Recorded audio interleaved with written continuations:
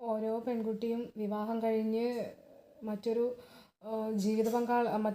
മറ്റൊരു വീട്ടിലേക്ക് അല്ലെങ്കിൽ ജീവിത പങ്കാളിയോടൊപ്പം പോകുന്നത് ഒന്നുകിൽ ഒരു 20 വയസ്സ്, 21, 23, 24 ഈ 24-25 വർഷങ്ങൾ നിങ്ങളെ കഷ്ടപ്പെട്ട് പോറ്റി വളർത്തിയ മാതാപിതാക്കളെ മനസ്സിലാക്കാതെ അവർ നിങ്ങളെ വളർത്തിയത് എത്രത്തോളം കഷ്ടപ്പെട്ടിട്ടാണെന്ന് മനസ്സിലാക്കാതെ ഇന്നലെ വന്നിട്ടുള്ളൊരു വ്യക്തിയുടെ ഭാഗത്തു നിന്നുണ്ടാകുന്ന സ്വഭാവദൂഷ്യത്തിൻ്റെ ഫലമായി നിങ്ങളെ തന്നെ ഇല്ലാതാക്കുക എന്ന് പറയുമ്പോൾ വളരെ സങ്കടകരമായൊരു കാര്യമാണത്. ഒന്ന് ആഴത്തിൽ ചിന്തിക്കുക. നമ്മളുടെ കുട്ടികൾക്ക് നമ്മൾ വിവാഹം കഴിക്കുക എന്നതല്ല ഒരു ഇമ്പോർട്ടൻ്റ് ആയിട്ടുള്ള കാര്യം. ആദ്യം സ്വന്തം കാലിൽ നിൽക്കാൻ പഠിക്കുകയും സ്വന്തം വ്യക്തിത്വത്തോട് കൂറ് പുലർത്താനും നീതി പുലർത്താനുമാണ് അവരെ നമ്മൾ പഠിപ്പിക്കേണ്ടത്. അപ്പോൾ എല്ലാവരും ഒന്ന് ശ്രദ്ധിക്കുക. മാതാപിതാക്കളായിക്കോട്ടെ, സുഹൃത്തുക്കളായിക്കോട്ടെ, അധ്യാപകരായിക്കോട്ടെ, പഠനത്തോടൊപ്പം തന്നെ ഒരു വ്യക്തിക്ക് ജീവിക്കുവാൻ ആവശ്യമായിട്ടുള്ള ഒരു വ്യക്തിക്ക് സമൂഹത്തിൽ പ്രശ്നങ്ങളെ തരണം ചെയ്ത് എങ്ങനെ ജീവിക്കാം എന്നുകൂടി നമ്മൾ പഠനത്തിൻ്റെ ഭാഗമാക്കേണ്ടതുണ്ട്.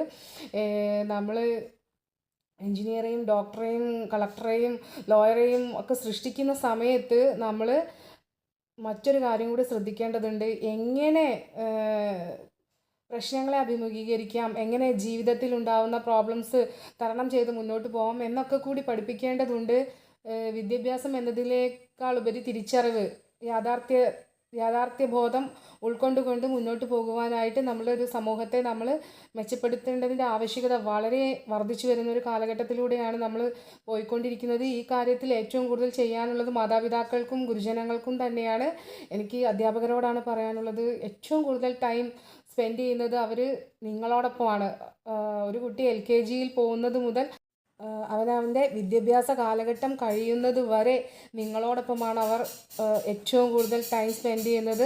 അപ്പോൾ പഠനത്തോടൊപ്പം തന്നെ നിങ്ങൾ ഇത്തരം കാര്യങ്ങൾ കൂടി ബോധവൽക്കരിക്കേണ്ടതിൻ്റെ ആവശ്യകത വളരെ കൂടുതലാണ്.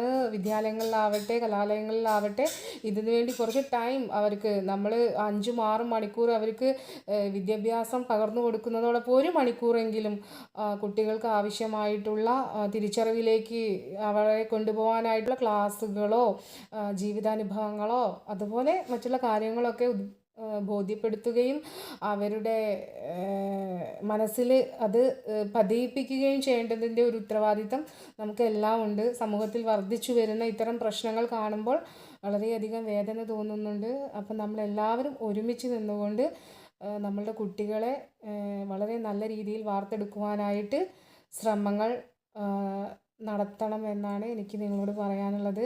എല്ലാവരും സന്തോഷമായിട്ടിരിക്കുക, പ്രശ്നങ്ങളെ തരണം ചെയ്ത് മുന്നോട്ട് പോകാൻ പ്രാപ്തരാവുക. നമ്മളുടെ അമ്മമാർക്ക് ഇനിയും കുഞ്ഞുങ്ങളെ നഷ്ടപ്പെടാതിരിക്കട്ടെ, കുഞ്ഞുങ്ങൾ ഇനിയും തെറ്റുകൾ ചെയ്യാതിരിക്കട്ടെ, ശരിയിലൂടെയും സത്യത്തിലൂടെയും മാർഗദർശികളായി മാറാൻ അവർക്ക് സാധിക്കട്ടെ. ഇത്രയും പറഞ്ഞ് ഞാൻ ഈ വീഡിയോ ഇവിടെ അവസാനിപ്പിക്കുകയാണ്. ഈ വരും ദിവസങ്ങളിൽ നിങ്ങളോടൊപ്പം ചേർന്ന് സഞ്ചരിക്കുവാനായിട്ട് ഞാൻ ആഗ്രഹിക്കുന്നു, ഇഷ്ടപ്പെടുന്നു.